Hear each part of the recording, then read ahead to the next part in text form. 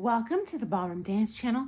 We are a worldwide community of ballroom dancers who meet here every day to talk all things ballroom dance. Okay, 3 quick stories for you today. Number 1, this was at the Embassy Ball in California. Championship level standard. So people aren't just putzing around at 2 miles an hour on that floor. We are full on gallop. Okay, so I'm in my costume. I have big old spiky crystal AB rhinestone earrings on. I don't even know what dance it was, but I get clubbed on the ear by a gal in like full rigid dance frame, which lovely for her, but yeah, I start feeling something hot on my neck and I'm like, oh, this is not good. And I knew I was bleeding and I'm like, okay, what, the show must go on. So I have blood running down the side of my head the rest of the round. It gets on my gown. Fortunately, I always bring a backup, so I was able to change before the next round, but oh, Lord, love a duck. I couldn't even hear out of that ear. It hit so hard, like, Okay, story number 2. This was down at the San Francisco Open. This was a championship final for amateur. And my friend Cora also made that final with her partner.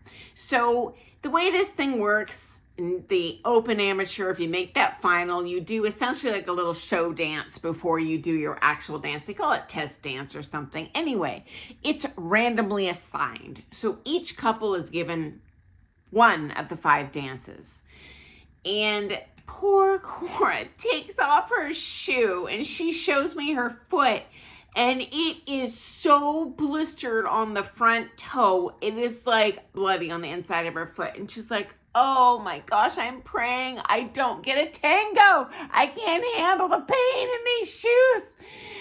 And wouldn't you know it, poor lamb drew a tango and we got foxtrot. So I really, if I could have waved my magic wand, I would have traded with her. I felt so bad. Oh, okay. Final story number 3. This was at the Emerald Ball, also in California. And I believe this was pre-champ. And this year, they moved us all around at the last second. They even moved the days because they had a local, it was like a Fred Astaire or Arthur Murray big chain studio comp that lost their facility. Well, that comp wanted the money, so they rolled in all of those entries, which is a ton of Pro-Am into our comp. So our event not only got moved upstairs to the little kids' attic, a different dance floor, not downstairs, it also shifted like by 3 days. Anyway, so we're up there, and seriously, guys, it is like an attic in a home. And really short ceilings. The floor was like, I had to be technically big enough because of the NDCA rules, but maybe. We'll give them the benefit of the doubt. Anyway, watching the Latin, and we were doing pre-champ standard, so I'm guessing this was about the pre-champ Latin. But I mean, they were also throwing it down. You don't move at snail's pace and do low arm styling, right, in pre-champ. Well, this poor guy, he was a little bit tall, not crazy tall.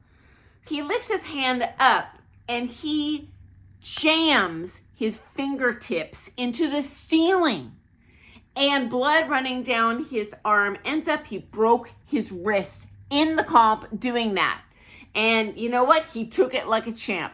He came back for that final and had like a full-on wrist thing on. And coming from someone who's broke a lot of bones, oh my gosh, that would suck. So I don't remember how they placed, but man, your heart just goes out to people when you see them injured at the comp.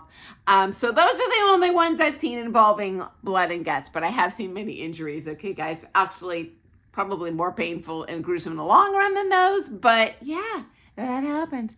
Okay, I look forward to seeing you first thing tomorrow morning for some more things ballroom dance. And hey, friends, people love when I interview other dancers. I interviewed my friend BRIANNA yesterday, a longtime dancer, amateur competitor, professional competitor, gown designer. Well, when I went onto YouTube yesterday morning, I couldn't get in. It just said blocked.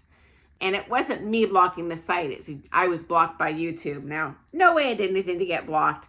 And the thing's magically working this morning. So might have been a glitch in the matrix. So if you missed yesterday's video, it was super good. We love Brianna, fascinating stories to share. I'm going to put a link to her interview, so yesterday's video, in the comments and description. Okay, guys, I look forward to seeing you first thing tomorrow morning for some more things ballroom dance. And hey, if you're comfortable sharing, I would love to hear your stories of any injuries you've personally endured or seen at competitions. Always fun to hear each other's stories. Final thought, friendly reminder, there is an opening for a pro teacher in Bozeman, Montana. It sounds like a fabulous place to be, nice people.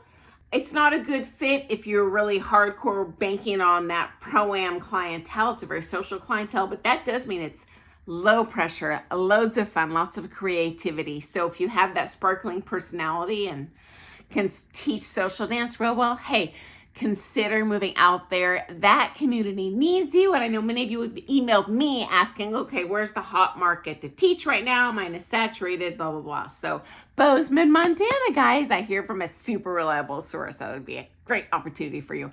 Okay, I look forward to seeing you first thing tomorrow morning. Doodles!